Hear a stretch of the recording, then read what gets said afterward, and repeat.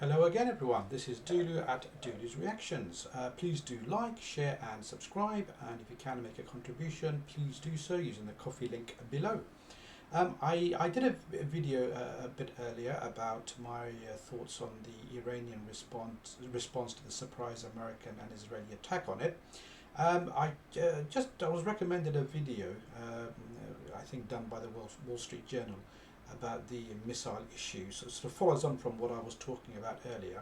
So we'll watch that together because it's saying, just double check again, the video is entitled "Iran has more missiles than Israel has interceptors, now what?" question mark. And it says WSJ, which I think stands for, the Wall Street Journal. So it sort of relates to what I was saying, my disappointment with the Iranians, not being able to foresee an attack and not being able to defend their skies properly. But let's see what this particular video says. Actually, it might be interesting. So I'll just switch to that. I'll move away a bit so you can see me a bit more. There we go. There we go. Right, just put that down a bit more so you can see a bit clearer. There we go. Oh, sorry about that image beyond. That's just a mirror, I'm afraid. It's not a ghost, as I mentioned earlier. So apologies if that's off-putting, but the mirror is fixed, so I can't move it. So hopefully it's not too much of an issue. So so we'll just go and play the video and watch it together and see what's happening. For days, Israel's defenses have largely held up against Iran's missile attacks. But there's a growing concern that Israel is burning through its defensive weapons.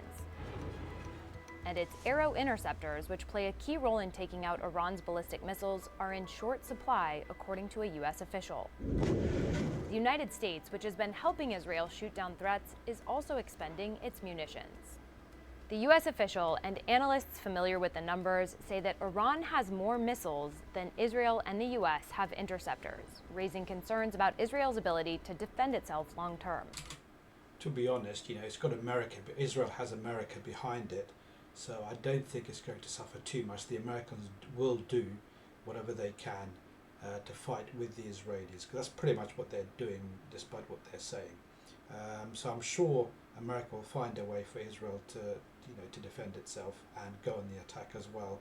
But this is still interesting. Let's see what they say. So here's what the interceptor shortfall means for Israel, its allies, and the broader Middle East.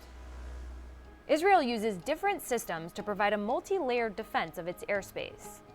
The Arrow 3 is considered the crown jewel of this network. With a range of about 1,500 miles, the Arrow 3 is used to counter long-range ballistic missiles, including those that fly above the Earth's atmosphere. Arrow 3 has been critical in countering attacks from Iran and Yemen, and it can intercept threats before they cross into Israel's airspace. The Arrow 2, an older version of the system, is also used to intercept short to medium-range ballistic missiles. Then there's David Sling, primarily used to counter medium-range ballistic missiles, among other threats. And finally, the Iron Dome, which is used to shoot down short-range threats like rockets from Gaza.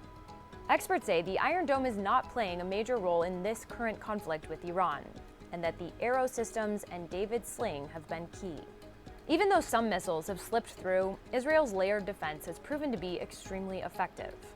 Israel says its interception rate for ballistic missiles is about 90%, and of the 370 missiles fired by Iran in recent days, about 30 have made an impact as of June 17th.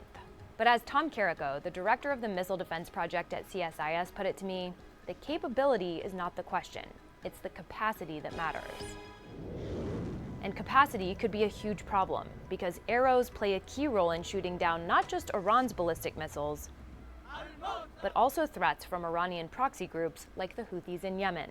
In a statement, the Israeli Defense Forces said, "The IDF is prepared and ready to handle any scenario. Unfortunately, we are unable to comment on matters related to munitions." Israel doesn't talk about how many interceptors it has, because if its enemies knew that number, they would know how many missiles to fire at the country. The company that makes the Arrow interceptors, IAI, did not respond to requests for comment. Back in December, Israel's defense ministry struck a deal with IAI to make more Arrow 3 interceptors. However, the Arrows are complex missiles that cost more than $2 million apiece and take time to produce. Analysts say, in general, defensive weapons are harder and more expensive to make than offensive weapons because they have to be more sophisticated and more precise than the missiles they're designed to take out.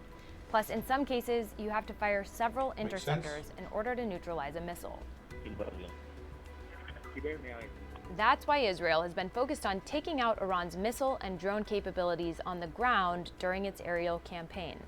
The IDF says it has...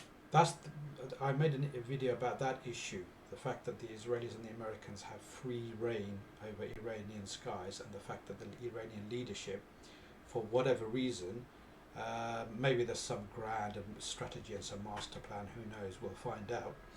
But it was just amazing that a country like Iran that could face attack at any moment,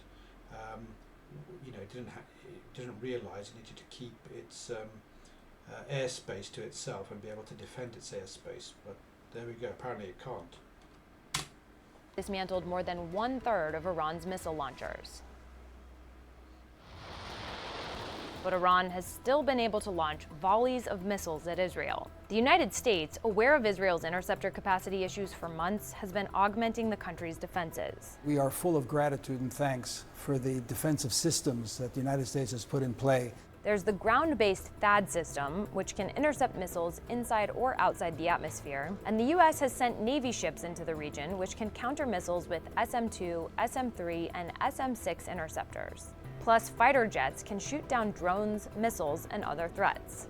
And I can say with authority that they have saved hundreds, perhaps thousands of lives over the past 4 days since Iran has been firing these ballistic missiles into our population centers. But U.S. interceptors aren't unlimited either.